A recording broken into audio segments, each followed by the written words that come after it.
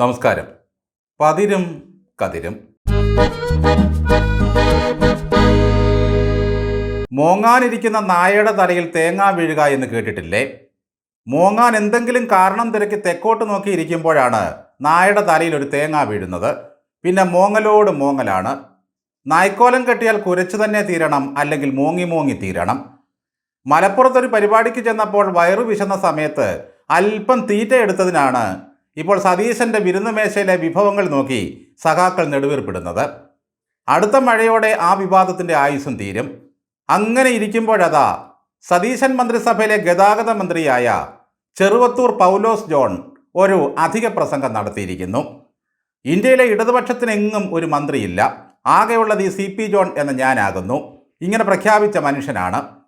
SFIയിലൂടെ വളർന്നു വന്നതുകൊണ്ടും ഒരു കാലത്ത് കമ്മ്യൂണിസ്റ്റ് ബുദ്ധിജീവി ആയിരുന്നതുകൊണ്ടും ആളല്പം താത്വികമായി അവലോകനങ്ങൾ നടത്തുന്ന പുള്ളിയാണ്. ഇത്തരം അവലോകനമായതുകൊണ്ട് തന്നെ പാറ്റിക്കൊഴിച്ചെടുത്താലേ കൃത്യമായി കാര്യങ്ങൾ മനസ്സിലാകൂ. ബസ്സിൽ പോകാൻ കാശില്ലാത്ത സ്ത്രീകൾ വലിയ ഫീസ് കൊടുക്കേണ്ട സ്വകാര്യ സ്കൂളിലേക്ക് കുട്ടികളെ അയക്കുന്നു. അസുഖം വന്നാൽ ഭർത്താവിനെയും അച്ഛനെയും സർക്കാർ ആശുപത്രിയുടെ വരാന്തയിൽ കൊണ്ടുപോയി കിടത്തുന്നു. എന്നിട്ട് പൈസ വേണ്ടാത്ത ട്രാൻസ്പോർട്ട് ബസ്സിൽ ഇടിച്ചു കയറുന്നു.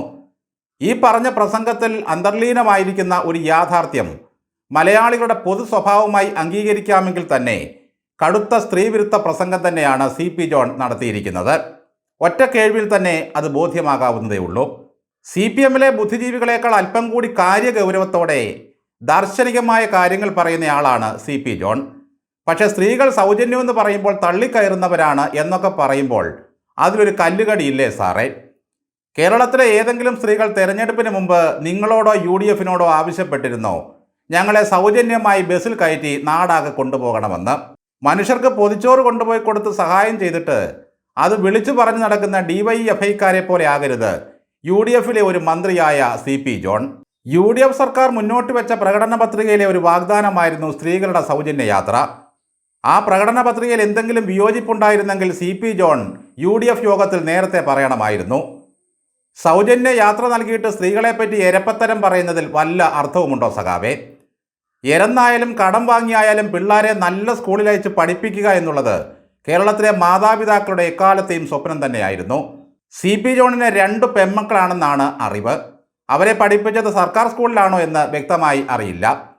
മന്ത്രിയുടെ ഈ പ്രസംഗം കേൾക്കുമ്പോൾ ഏതൊരാൾക്കും തോന്നുന്നത് വോട്ട് തട്ടാനായി സൗജന്യ യാത്ര പ്രഖ്യാപിച്ച് കാര്യം കഴിഞ്ഞപ്പോൾ ഭാരമായി കാണുന്നു എന്നല്ലേ? കേരളത്തിൻ്റെ പൊതുഗതാഗത സമ്പ്രദായത്തെപ്പറ്റി യാതൊന്നും അറിയാതെ രാഹുൽ ഗാന്ധി ഇവിടെ കൊണ്ടുവന്ന് അടിച്ചേൽപ്പിച്ച പദ്ധതിയാണ് ഈ സൗജന്യ യാത്ര. ഒരു ലോകത്ത് നിന്ന് ജീവിച്ചിരിക്കുന്ന ഏക കമ്മ്യൂണിസ്റ്റ് മന്ത്രി എന്ന് അവകാശപ്പെടുന്ന CP ജോൺ ഇങ്ങനൊരു പ്രസംഗം നടത്തിയതിൽ അത്ഭുതമില്ല. കഴിഞ്ഞ മന്ത്രിസഭയിലെ മന്ത്രിമാരെല്ലാം വിവരദോഷം പറയുന്നത് ഒരു അലങ്കാരമായി കൊണ്ടു നടന്നവരാണ്. കേരളത്തിൽ എന്തിനാണ് കൃഷി? ആന്ധ്രയിൽ നിന്നും കർണാടകത്തിൽ നിന്നും ഇഷ്ടം പോലെ അരി വരുന്നുണ്ടെന്ന വിവരദോഷം പറഞ്ഞ ആളായിരുന്നു സജി ചെറിയാൻ. വള്ളിച്ചെരുപ്പ് മാത്രം ധരിക്കുന്ന അന്നത്തെ കൃഷിമന്ത്രി P പ്രസാദ് തൊട്ടരികിലിരുന്നിട്ട് ഒരക്ഷരം പോലും ഇതിനെ എതിർത്ത് പറഞ്ഞില്ല. നമ്മുടെ മുൻ മുഖ്യമന്ത്രി പിണറായി വിജയൻ സ്വന്തം കൊച്ചുമോനെ വിട്ടത് നാലാഞ്ചിറയിലെ കൊള്ളാവുന്ന സ്കൂളിലാണ്. പേരക്കുട്ടികളെ സ്നേഹിക്കുന്ന എല്ലാ മുത്തച്ഛന്മാരും ആഗ്രഹിക്കുന്നത് തങ്ങളുടെ മക്കളെ വമ്പൻ ഫീസ് കൊടുത്ത് പഠിപ്പിക്കുന്ന കൊള്ളാവുന്ന സ്കൂളുകളിൽ വിടണമെന്ന് തന്നെയാണ്. ജനിക്കും മുതലൻ മകൻ ഇംഗ്ലീഷ് പഠിക്കണം, അതിനാൽ ഭാര്യ തൻ പേരങ്ങ് ഇംഗ്ലണ്ടിലാക്കി ഞാൻ എന്ന് കുഞ്ഞുണ്ണി മാഷ് പാടിയത് ഈ ഇംഗ്ലീഷ് സ്നേഹം കൊണ്ടാണ്. മാതൃഭാഷാ പ്രേമമൊക്കെ പറയുമെങ്കിലും ഇംഗ്ലീഷിനോട് അടങ്ങാത്ത ആദരവും സ്നേഹവുമാണ് മലയാളികൾക്ക് എല്ലാ കാലത്തും. എന്തായാലും ഈ കർക്കടക മാസം മുഴുവൻ കമ്മികൾ കോടിക്കാനുള്ള ഉഗ്രൻ ക്യാപ്സൂളാണ് വയറ് നിറച്ച് CP ജോൺ കൊടുത്തിരിക്കുന്നത്.